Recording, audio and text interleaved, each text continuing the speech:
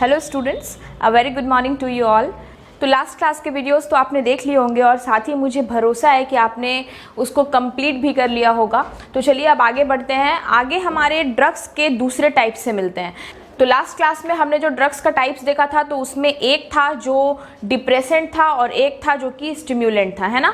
तो चलिए आगे बढ़ते हैं। आगे जो आज हम देखने वाले हैं वो ड्रग्स हेल्यूसिनोजेंस की कैटेगरीज होगी, यानी कि ये ऐसे टाइप के ड्रग्स होते हैं ना जो काफ़ी अरसे से, काफ़ी पहले से फोक मेडिसिन की तरह यूज़ हो रहे हैं और साथ ही कई रिलीजियस पर्पस पर भी इनका यूज़ किया जाता है। यानी कि जैसे कि भांग, तो भांग में हेल्यूसिनोजन प्रॉपर्टी होती है, लेकिन आप जानते हैं कि भांग जो है उसका एक इस्तेमाल कॉमनली भी होता रहा है, या रिलीजियस पर्पस पे आप कह सकते हैं, या एक ये ट्रेडिशन बना हुआ है।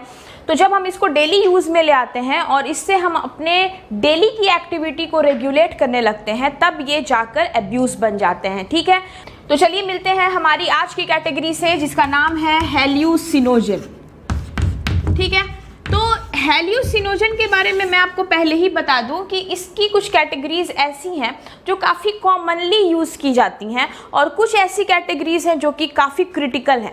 तो हेल्यूसिनोजन जो होते हैं वो ड्रीमिंग, एक इंसान इसको लेने के बाद ड्रीमिंग करने लगता है, मीन्स कि ये आपके परसेप्शन के साथ अफेक्टिव होते हैं। ठीक है, इसकी कैटेगरी में दो सबसे इंपॉर्टेंट कैटेगरी है जो आपको जानकर रखनी है। ठीक है, वो दो कैटेगरीज हमारी कौन है? Number 1 is LSD and number 2 is cannabinoids. Cannabinoids और LSD ये दोनों ही इसकी कैटेगरीज में आती हैं। LSD जो होती हैं ये LSD हेल्यूसिनोजन की प्रॉपर्टी इनमें डेवलप होती है और किस तरह से LSD काम करते हैं ये हम देखेंगे आगे। Next is cannabinoids. कैनाबिनॉइड्स जो होते हैं ये हेम प्लांट से ऑब्टेन्ड होते हैं और इसकी दो कैटेगरी है, दो अलग अलग टाइप्स के फ्लावर होते हैं इसके, that is cannabis indica and cannabis sativa. तो इस तरह के जो प्लांट्स होते हैं, इनके जो फ्लावर्स होते हैं, इनके जो ड्राई रेजिन्स होते हैं, इसका इस्तेमाल ड्रग्स के फॉर्म में किया जाने लगा, है ना। तो let's have a look on the complete definition as well as all the important information related with next level of drugs. Now we are having the complete categorization of hallucinogen।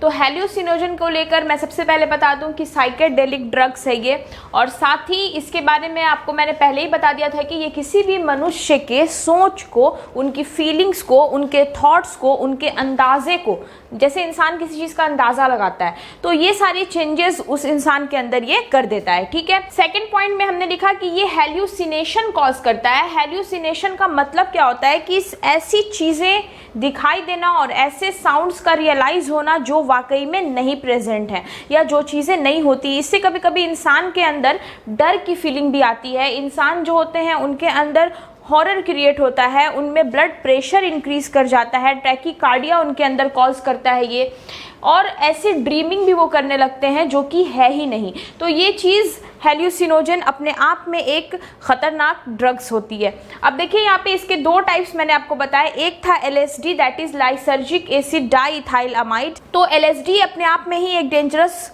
Types of drugs है क्योंकि ये एक ऐसी abnormality create करती है जिसका असर हमारे आगे के जनरेशन्स पर पड़ सकता है।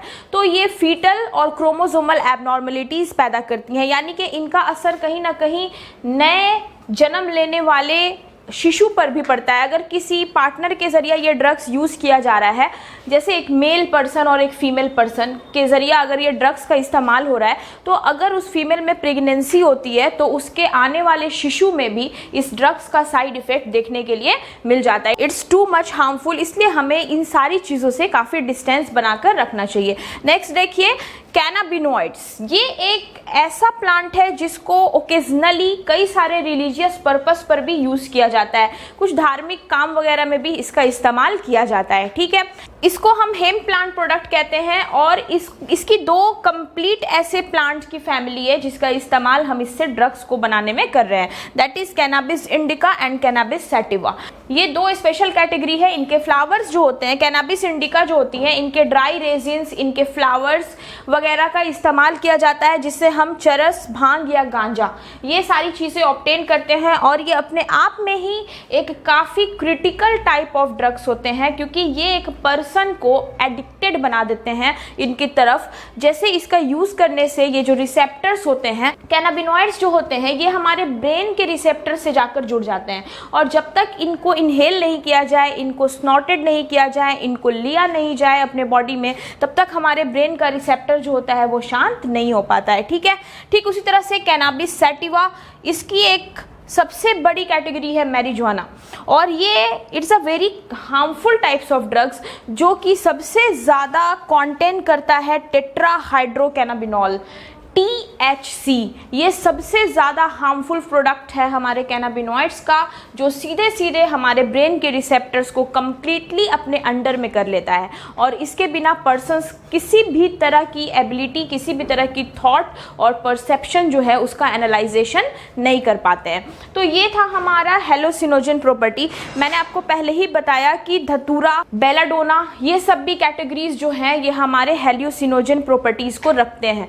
तो हेलुसिनोजन का यूज़ बहुत पुराना है, बहुत ओकेजनली इसको यूज़ किया जाता है, लेकिन अगर इसका यूज़ रेगुलर वे में होने लगे, अगर एक पर्सन इसके यूज़ को अपनी हैबिट बना लेता है, तो तब वो यूज़ ड्रग एब्यूज़ कहलाने लगता है, क्योंकि उस वक्त उस पर्सन के अंदर ये जाकर उसको नुकसान पहुंचाते हैं। ठीक है, तो ये थी हमारी तीसरी कैटेगरी, दैट वाज हेलुसिनोजन। एक लास्ट कैटेगरी हमारे पास बची हुई है, that is opioid family. Opioids जो होते हैं उन्हें बेसिकली पेन किलर्स कहा जाता है, यानी कि ओपियोइड्स जो होते हैं उनको लेने के बाद किसी भी पर्सन में पेन का एनालाइजेशन ख़त्म हो जाता है।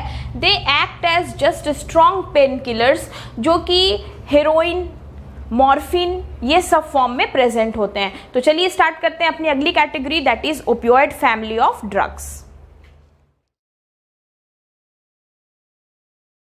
The next category that is opiate narcotics and it is known as opioid family। तो ये बहुत स्ट्रॉन्ग पेन किलर्स होते हैं, और पेन किलर्स का मतलब होता है कि ये हमारे बॉडी के रिफ्लेक्स सिस्टम को कमज़ोर कर देते हैं। हमारे बॉडी में किसी भी तरह का रिफ्लेक्स जो होता है वो काफ़ी लेट होने लगता है और हम बहुत क्विक एक्शन नहीं ले पाते हैं, तो ये पेन किलर्स के तौर पर यूज़ किए जाते हैं। तो देखिए यहाँ पर मैंने लिखा, these drugs reduce tension and anxiety, suppress pain, cause lethargy, commonly called pain killers. यानी कि ये सिर्फ और सिर्फ एक तरह के डिप्रेसेंट के तौर पर काम कर रहे हैं, किसी भी तरह की तकलीफ को ये फील होने नहीं देते हैं और आपको अंदर से एक पेन किलर बनकर ये सामने आते हैं। ठीक है, अब इनके टाइप्स में देखते हैं। इनकी कैटेगरी है नंबर 1 कैटेगरी, जो कि कंप्लीटली नेचुरल कैटेगरी है। तो आप यहाँ पर नेचुरल फॉर्म इसका लिख सकते हैं, इट इज नेचुरल। तो ओपियोइड्स में नेचुरल कैटेगरी की अगर बात की जाए तो this is the number 1 category, that is opium, जिसको इंडिया में कॉमनली अफीम कहा जाता है, और ये एक प्लांट से ऑब्टेन किया जाता है, that is known as poppy plant and it is biologically known as papaver somniferum. उसके अनराइप लैटेक्स से, लेकिन अनराइप लैटेक्स का मतलब होता है कि जब ये राइपन नहीं है, पके हुए नहीं होते हैं इनके फ्रूट्स, जब ये कच्चे होते हैं तो उसके लैटेक्स से ये चीज़ ऑब्टेन की जाती है।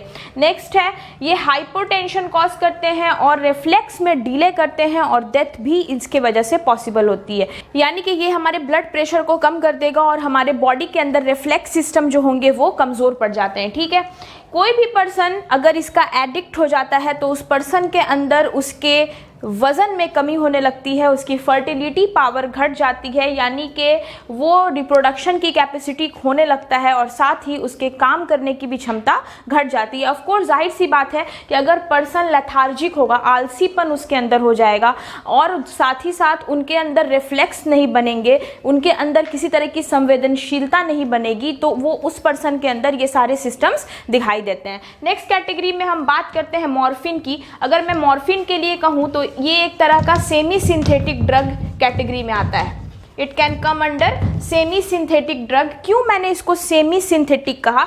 क्योंकि इसको हम ओपियम से डिराइव करते हैं, ये डायरेक्टली नेचुरली प्रोड्यूस नहीं होता, ये सिंथेसाइज किया जाता है, लेकिन इसके कुछ पार्ट जो होते हैं, कुछ चीज़ें जो इसकी होती हैं, ये इसमें ओरिजिनल होती हैं, और यहाँ पे इसे हम किसी अलग तरह के ड्रग्स से ही बनाकर तैयार करते हैं। यानी कि हमें मिला नेचुरली ओपियम, ओपियम से हमने डिराइव किया मॉर्फिन को, और मॉर्फिन जो होते हैं ये एक एनाल्जेसिक है, यानी कि ये पर्सन में ये कॉमनली यूज़ किए जाते हैं हॉस्पिटल्स वगैरह में। जब किसी पर्सन की सर्जरी होती है तो वहाँ के पार्ट को ये कम्प्लीटली रिफ्लेक्स लेस बना देते हैं, यानी कि उस जगह पर किसी भी तरह का असर ना हो, कोई भी दर्द महसूस ना हो, इसके लिए यूज़ किया जाता है। लेकिन अगर इस यूज़ को हम एक एडिक्शन बना ले, एक नशा बना ले, तो ये हो जाता है हमारे ड्रग्स का एब्यूज़। ठीक है, अब आते हैं थर्ड कैटेगरी पर, दैट इज़ हीरोइन। हीरोइन जो होती है ये कंप्लीटली सिंथेटिक ड्रग है।